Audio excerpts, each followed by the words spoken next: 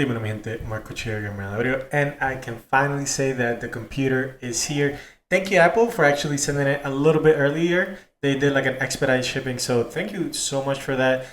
It's my birthday today, so thank you to all my family members and friends that have said happy birthday. Oscar, Joao, Mami, Papi, Alberto, Francis, really everyone that has said, happy birthday. It really means a lot from the bottom of my heart. Thank you so much, and thank you to all the YouTube commenters that have been subscribing and watching all the videos that I have made. It has been so hard to make these videos for you with just my phone and talking to myself without being able to show you the screen. And boy, do we have a good video today, and a great video, I will say, from Syndica.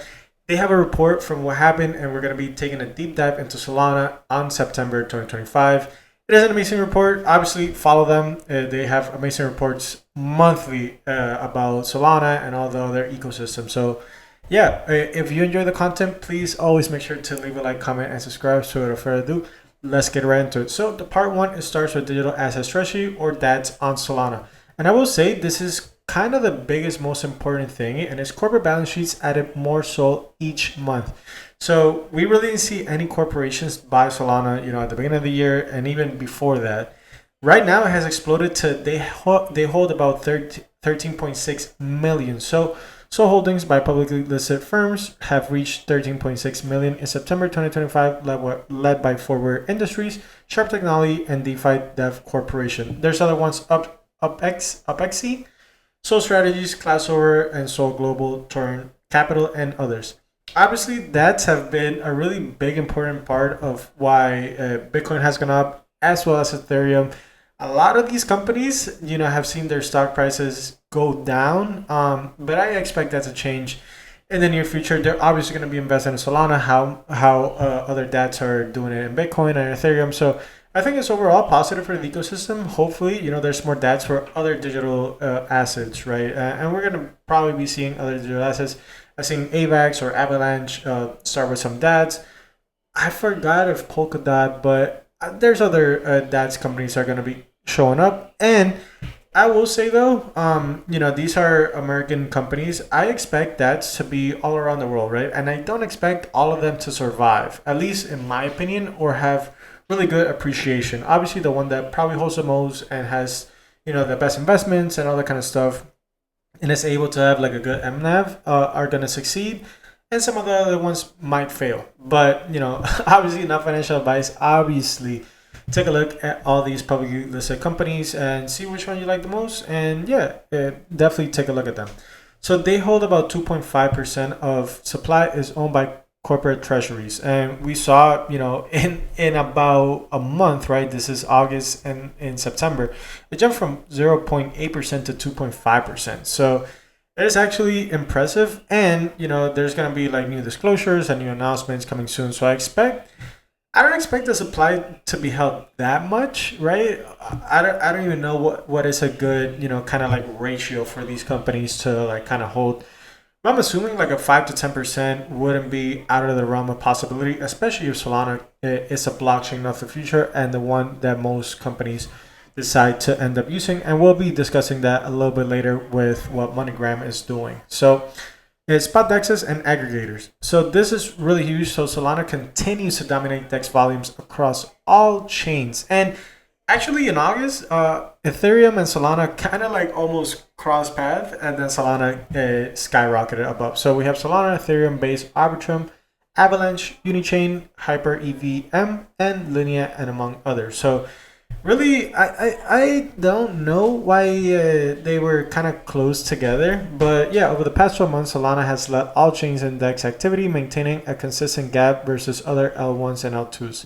The gap was really close in August, but it has since then skyrocketed in September, and I expect it to be that way. So Solana spot DEX volume showed strong recovery in Q3 2025. It climbed from 355 billion in Q2 2025 to 447 billion in Q3, marking a recovery after H1 weakness, so the first half weakness.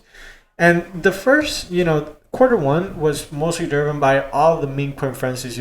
Countries and the president was dropping these meme coins on Solana, which a lot of people were like, this is bearish, blah, blah, blah. I don't think it's bearish. I think a lot of companies or a lot of countries are going to be doing their own coins, right? And they're just testing it out. There hasn't been a correct way to kind of do it, but once the countries figure it out, I think it's going to be, tremendously, huge growth in that aspect. So DEX volumes by month, obviously June was terrible. It was 92 billion, and it has then picked back up to 170 billion. So real positive from the DEXs, and AMM, so automated market makers, gain momentum on the Solana DEX ecosystem. So I really haven't checked those out, so I'm not going to give my opinions on them. I obviously have to do my own research, like you guys should. Just don't take my word for it.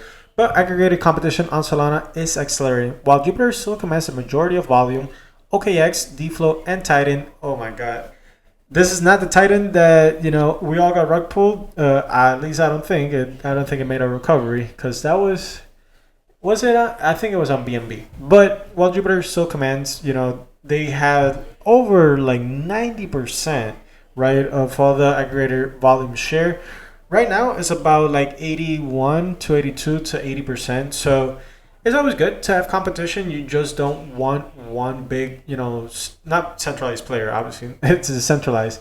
You don't want just one player, right? You don't kind of have to depend on them. It's really good to have other, aggregators have competition. So really, really good. And it only means Jupiter is going to bring out more and more amazing products than the ones that they already have. So I think that's a really good thing. So part 3 is Solana Perps or perpetuals.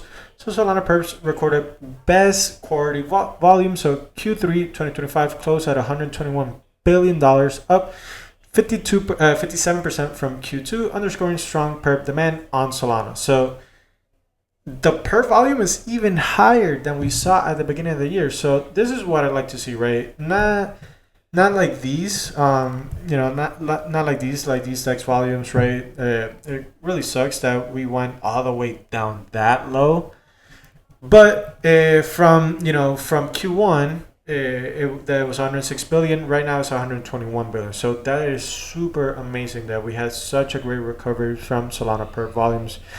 And I obviously expect all these numbers to keep growing, right? I don't expect them to be in the 100 billions anytime soon. I expect them to be in the 200s, 300s, and upwards to $1 trillion, right? $1 trillion in perp volume would be huge and amazing, and hopefully it happens. So Jupiter's perp share is compressing as Drift rises and Pacifica shares. Jupiter's monthly share fell from about 80 to 85% in early 2025 to roughly the high 40s by September. I mean, steady growth from Drift and a late September surge from Pacifica that briefly led daily volume. So that is really great, right? Like I said, we need this competition, and obviously Drift is an amazing product. I should make a video about Drift. So on Perps, liquidation volume increased after 6-month decline. So liquidations rose to 1.7 in September, driven by token volatility, high perp activity, and sharp BTC, ETH, and SOL price swings.